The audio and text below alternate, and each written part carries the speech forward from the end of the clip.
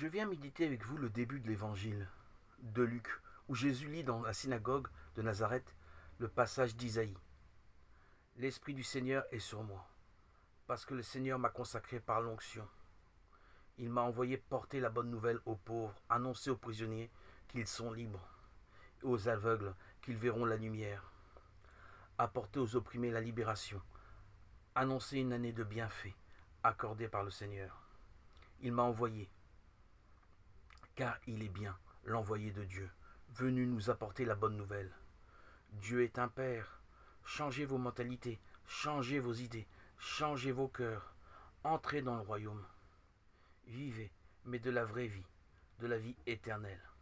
Voilà son message. Il est envoyé aux pauvres que nous sommes. Car nous nous croyons très riches. Nous ne sommes pas de ces pays crottés, dits sous-développés, mais nous sommes de la cohorte des nantis, des pays industrialisés, des riches empêtrés dans nos commodités. Insensé, cette nuit même, on va te redemander ton âme, à ce que tu as préparé. Qui l'aura?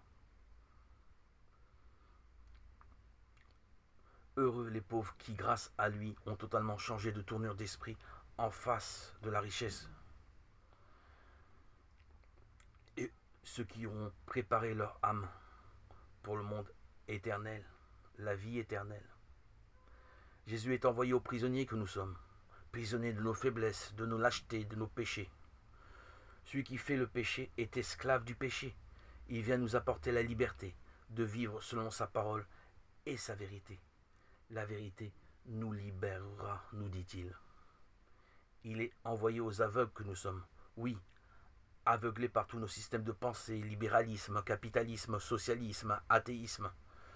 Tout système si souvent gauchi par notre cupidité et notre mépris des autres. Orgueil, tout simplement.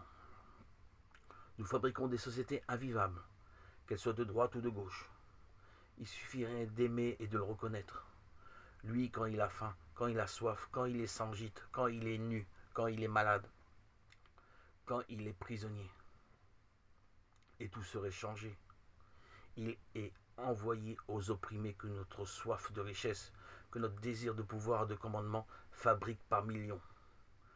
Même dans un pays comme le nôtre, car tout est relatif, alors qu'il nous crie que la richesse de la terre est vouée au verre et à la rouille, et que la puissance des grands est toute tournée vers leur propre service. Je suis parmi vous, comme celui qui sert, souligne-t-il aux siens, si inquiet de tenir les premières places.